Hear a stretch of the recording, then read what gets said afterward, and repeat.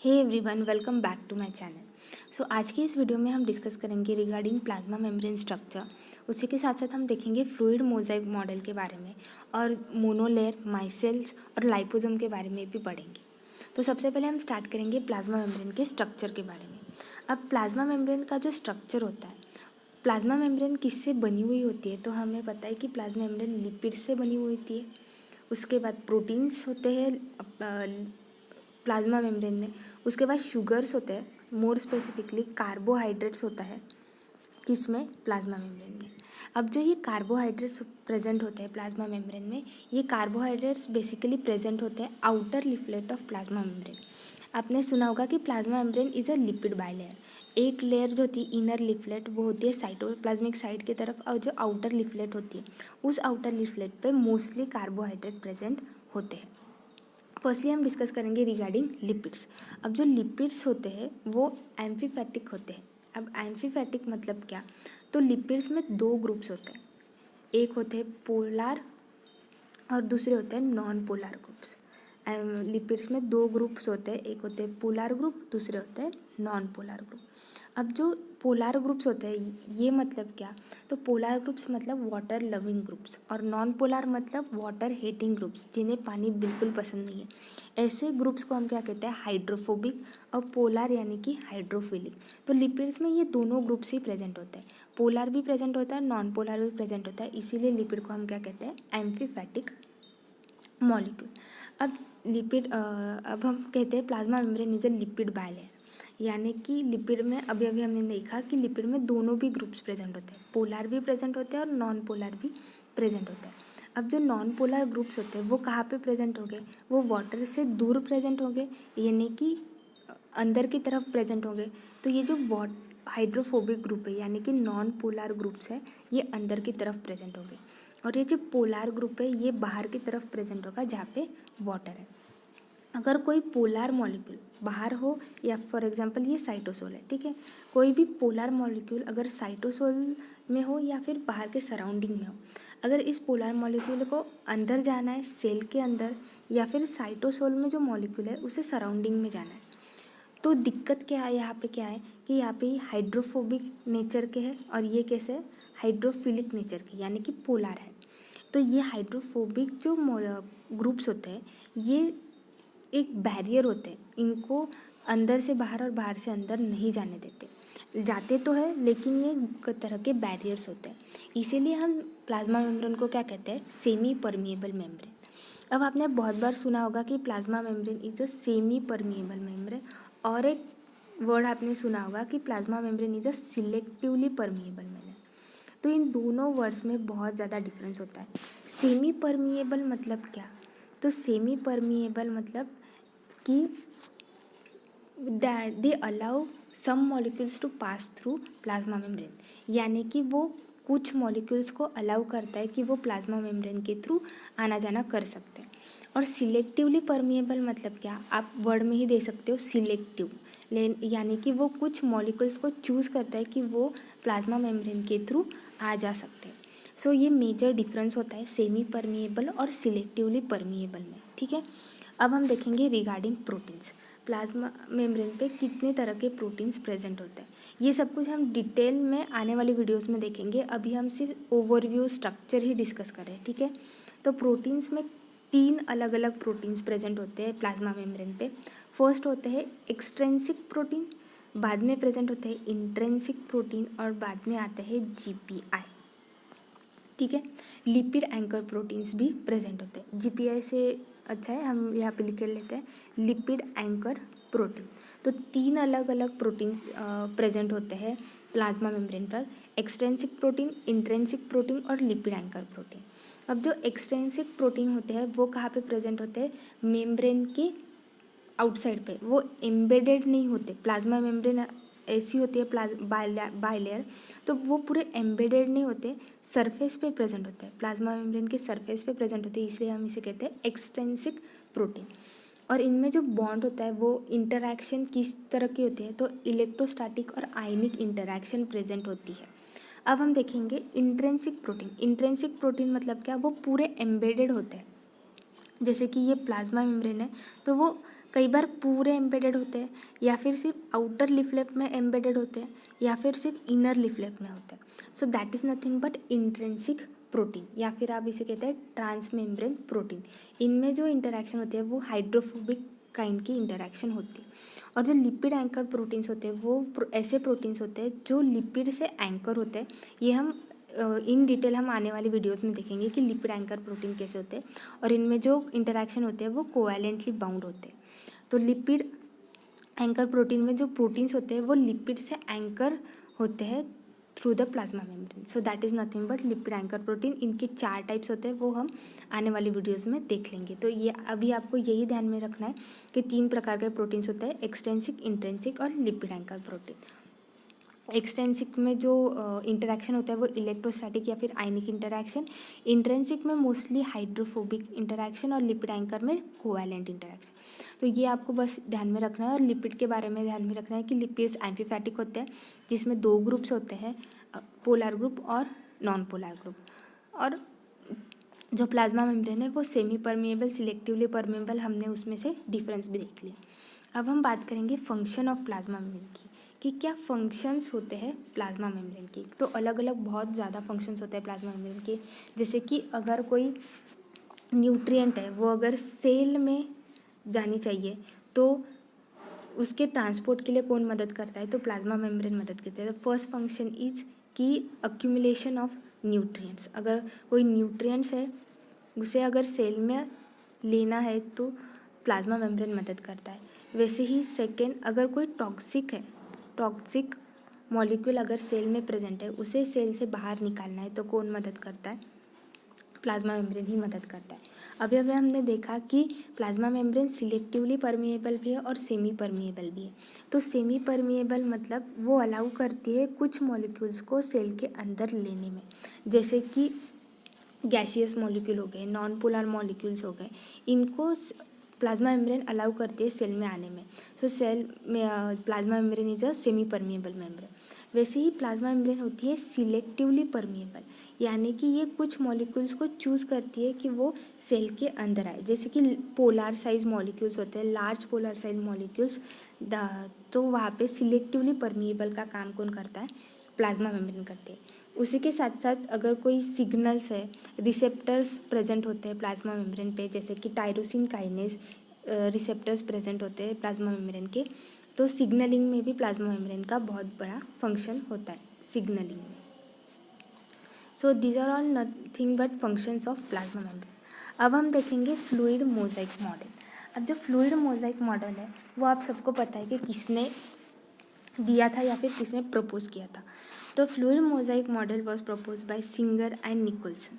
उन्होंने क्या बताया था, सिंगर और निकोल्सन ने क्या बताया था कि जो प्लाज्मा मेम्ब्रेन होती है वो कैसी होती है, लिपिड बायलेयर। और उन्होंने एक मॉडल भी बताया था, फ्लूइड मोज़ाइक मॉडल। कौन सा मॉडल बताया था, फ्लूइड मोज़ाइक मॉडल। अब आपको फ्लूइड मतलब क्या, तो जो लिपिड्स होते हैं वो कैसे होते हैं, फ्लूइडिटी में होते हैं। उनका नेचर कैसा है, फ्लूइड होता है इसमें प्लाज्मा मेम्ब्रेन में।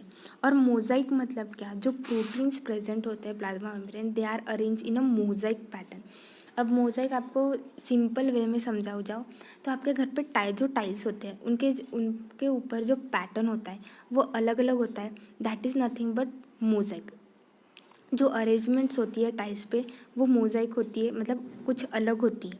सो वैसे ही जो प्रोटीन्स होते हैं वो या जो प्रोटीन्स होते हैं वो प्लाज्मा मेम्ब्रेन पे एक पर्टिकुलर पैटर्न में प्रेजेंट नहीं होती, that is nothing but mosaic. And fluid is for lipids. So singer और निकोल्सन ने फ्लूइड मोज़ाइक मॉडल प्रपोज किया था, और उन्होंने उसमें ये बताया था कि जो थिकनेस होती है प्लाज्मा मेम्ब्रेन की वो कितनी होती है, 5 नैनोमीटर। अगर आप एंगस्ट्रॉम में कन्वर्ट कर सको तो 50 एंगस्ट्रॉम, इतनी थिकनेस होती है प्लाज्मा मेम्ब्रेन की। तो ये जो थिकनेस होती है प्लाज्मा मेम्ब्रेन की, इस पे बहुत ज़्यादा क्वेश्चंस आते हैं। तो ये ध्यान में रखना कि जो प्लाज्मा मेम्ब्रेन की थिकनेस होती है वो कितनी होती है, 5 नैनोमीटर या फिर 50 एंगस्ट्रॉम। ये थिकनेस किसकी है, प्लाज्मा मेम्ब्रेन की। So this is nothing but regarding fluid mosaic model. अब हम आगे बढ़ेंगे रिगार्डिंग मोनोलेयर, माइसेलस और लाइपोसोम के रिलेटेड।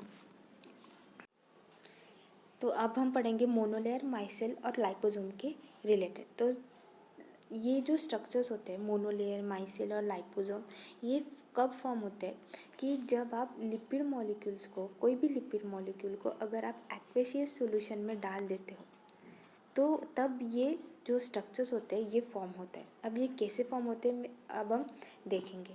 तो सबसे पहले हम देखेंगे रिगार्डिंग मोनोलेयर।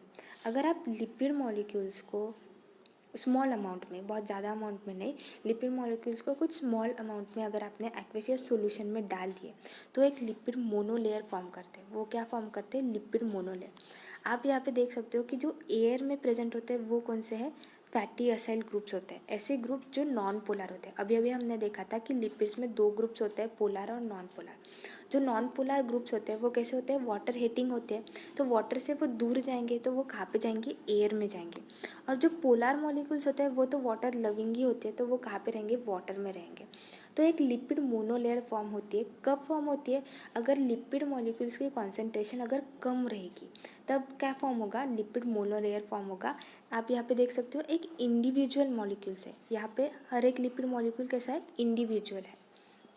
अगर हमने लिपिड मॉलिक्यूल्स की कॉन्सेंट्रेशन बढ़ा दी और बाद में हमने उसको एक्वेशियस सॉल्यूशन में डाल दिया तब क्या होगा? तब वो स्ट्रक्चर फॉर्म होगा, वो होता है माइसेल। अब माइसेल में क्या होता है? जो वाटर हीटिंग ग्रुप्स होते हैं यानी कि नॉन पोलर ग्रुप्स होते हैं वो सेंटर में आ जाते हैं। आप यहाँ पे देख सकते हो ये सेंटर में आ गए। और जो वाटर लविंग ग्रुप्स होते हैं वो कहाँ पे है? आउटसाइड में, एक्वेशियस लेयर में है। सो ये क्या, ये जब लिपिड मॉलिक्यूल्स कुछ कॉन्सेंट्रेशन से ज़्यादा अगर हम डाल दिए एक्वेशियस सॉल्यूशन में तो वो कौन सा स्ट्रक्चर फॉर्म करता है? माइसेल। अगर कम कॉन्सेंट्रेशन में डाला तो कौन सा स्ट्रक्चर फॉर्म करता है? Lipid monolayer. ये दोनों स्ट्रक्चर अगर आपको समझ गए, फिर हम आगे बढ़ते हैं लिपिड बाइलेयर की तरफ। अगर आपने फॉस्फोलिपिड्स एक्वेशियस सॉल्यूशन में डाल दिए तब फॉस्फोलिपिड माइसेल नहीं बनाता। क्यों नहीं बनाता ये हम थोड़ी देर बाद देखेंगे। लेकिन फॉस्फोलिपिड माइसेल नहीं बनाता, वो क्या बनाता है? लिपिड बाइलेयर बनाता है। तो अब यहाँ पे आप देख सकते हो कि लिपिड के दो लेयर्स है, ये एक मोनोलेयर है और नीचे की एक मोनोलेयर है, ठीक है। और जो वाटर हीटिंग ग्रुप्स है वो कहाँ है? अंदर की तरफ है। ये सारे कौन से है? वाटर हीटिंग ग्रुप्स यानी कि नॉन पोलर ग्रुप्स है, वो कहाँ है? अंदर की तरफ है। और ये जो पोलर ग्रुप्स है ये कहाँ पे है? वाटर की तरफ है। वो पोलर ग्रुप्स कहाँ पे? वाटर की तरफ है यानी कि एक्वेशियस सॉल्यूशन की तरफ है। और अंदर की तरफ क्या है? नॉन पोलर ग्रुप्स है। लेकिन आप यहाँ पे दो साइड्स देख रहे हो, ये एक साइड देख रहे हो और ये एक साइड देख रहे हो। और ये तो वाटर हीटिंग ग्रुप्स है और यहाँ पे एक्वेशियस सॉल्यूशन बाजू में ही है, वाटर हीटिंग ग्रुप्स और एक्वेशियस सॉल्यूशन। तो ये इस स्टेट में यानी कि लिपिड बायर स्टेट में ज़्यादा देर तक रहेगा क्या? तो नहीं, ये जल्दी से क्या फॉर्म कर लेगा? एक स्पेरिकल स्ट्रक्चर फॉर्म कर लेगा या फिर एक वेसिकल फॉर्म कर लेगा, जिसे कि हम क्या कहते हैं? लाइपोसोम कहते हैं। जिसे हम क्या कहते हैं? लाइपोसोम कहते हैं। तो और एक बार मैं रिपीट कर देती हूँ आपके लिए कि जब फॉस्फोलिपिड अगर आपने एक्वेशियस सॉल्यूशन में डाल दिए तो वो लिपिड बाई लेयर बनाता है। लिपिड बाइलेयर, वो फॉस्फोलिपिड माइसेल नहीं बनाता, क्या बनाता है? Lipid bilayer. लिपिड बाइलेयर मतलब लिपिड्स के दो मोनोलेयर एक साथ आ जाता है, ये एक ऊपर की होती है और एक नीचे की होती है। So that is nothing but lipid bilayer. लेकिन जो दो साइड्स होते हैं लिपिड बाइलेयर के, उनके साइड में क्या होता है? एक्वेशियस सॉल्यूशन होता है।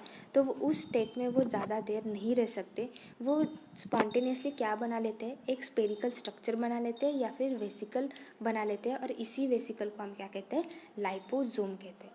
अब लाइपोसोम का काम भी होता है, ये नेचुरली प्रेजेंट नहीं होते लेकिन लाइपोसोम का कुछ काम फंक्शंस होते हैं।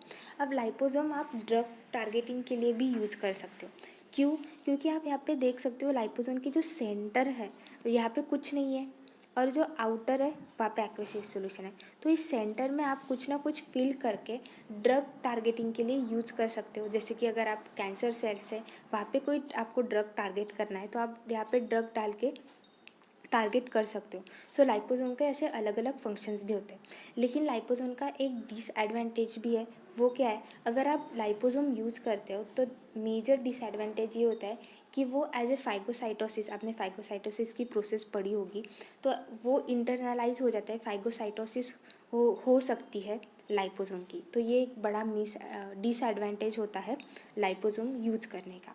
So that is nothing but regarding lipid monolayer, myself और लाइपोसोम। आई होप आपको ये सिंपल है, कोई उसमें हार्ड नहीं है कि लिपिड मोनोलेयर कब फॉर्म होता है, माइसेल कब फॉर्म होता है और वेसिकल्स की फॉर्म होता है। हाँ, मैंने आपको ये नहीं बताया कि फॉस्फोलिपिड माइसेल क्यों नहीं फॉर्म कर सकते। तो फॉस्फोलिपिड्स में क्या होता है, फॉस्फोलिपिड्स में 2 फैटी एसिड ग्रुप्स होते हैं और फैटी एसिड ग्रुप्स अलाउ नहीं करते माइसेल स्ट्रक्चर फॉर्मेशन के लिए, इसलिए फॉस्फोलिपिड में माइसेल स्ट्रक्चर नहीं फॉर्म होता। वो सिर्फ लिपिड बाइलेयर फॉर्म करते हैं और लिपिड बाइलेयर स्पॉन्टेनियसली क्या फॉर्म कर लेता है, लाइपोसोम फॉर्म कर लेता है। And that's it for today. अगर आपको ये वीडियो अच्छी लगी हो तो do like, share, comment and subscribe to my channel. और एक बात, बहुत बार स्टूडेंट्स कमेंट सेक्शन में लिखते हैं कि मैम नोट्स दे दो, नोट्स दे दो। जब भी मैं आपको सिखाती हूँ, कोई भी टॉपिक में अगर सिखाती हूँ, कोई भी सब्जेक्ट का या फिर कोई भी यूनिट का, जब भी वीडियो स्टार्ट करने से पहले आप कोई भी नोटबुक या फिर नोटबुक और पेन दोनों साथ लेके बैठो। जो भी मैं आपको सिखा रही हूँ, जो भी पॉइंट्स मैं आपको बता रही हूँ, वो सारे नोट करके रखो, ताकि जब भी आप रिवीजन कर सको, वो आप नोट्स में से आप अच्छे से रिवीजन कर सको, आपकी एक शॉर्ट नोट्स भी तैयार हो सकते हैं। सो जब भी मैं आपको सिखाती हूँ या फिर मेरे वीडियोस आप देखते हो, तब एक नोटबुक या फिर पेन आपके साथ रखो और नोट्स जैसे जैसे मैं सिखाती हूँ आप अपने नोट्स बनाते चलो। एंड आई होप आपको ये वीडियो अच्छे से समझ में आ गया होगा।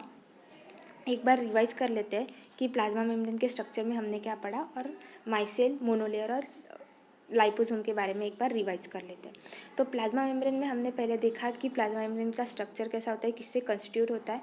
तो वो लिपिड्स, प्रोटीन और कार्बोहाइड्रेट मोस्टली आउटर लीफलेट में प्रेजेंट होते हैं। लिपिड्स जो होते हैं वो एम्फीफैटिक होते हैं, जिसमें पोलर और नॉन पोलर दोनों ग्रुप्स होते हैं।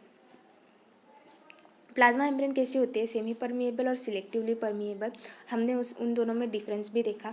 बाद में प्रोटीन्स 3 टाइप्स के होते हैं प्लाज्मा मेम्ब्रेन पे, एक होते हैं एक्सट्रिंसिक, इंट्रिंसिक और लिपिड एंकर प्रोटीन। इसके बाद हमने फंक्शंस देखे प्लाज्मा मेम्ब्रेन की कि क्या क्या फंक्शंस होते हैं। बाद में हमने फ्लूइड मोजाइक मॉडल देखा, फ्लूइड मोजाइक मॉडल जो प्रपोज किया गया था सिंगर और निकोलसन ने। और उसके बाद हमने देखा कि प्लाज्मा मेम्ब्रेन की थिकनेस क्या होती है, ये बहुत इंपॉर्टेंट है, प्लाज्मा मेम्ब्रेन की थिकनेस जो होती है 5 नैनोमीटर। इसके बाद हमने देखा था मोनोलेयर, माइसेल्स और लाइपोसोम। लिपिड मोनोलेयर कब फॉर्म होता है, माइसेल कब फॉर्म होता है, लिपिड मोनोलेयर, लिपिड बाइलेयर और लिपिड बाइलेयर से लाइपोसोम कैसे फॉर्म होता है, ये आज की वीडियो में हमने देख लिया। And for more such video do like, share, comment and subscribe to my channel. Thank you.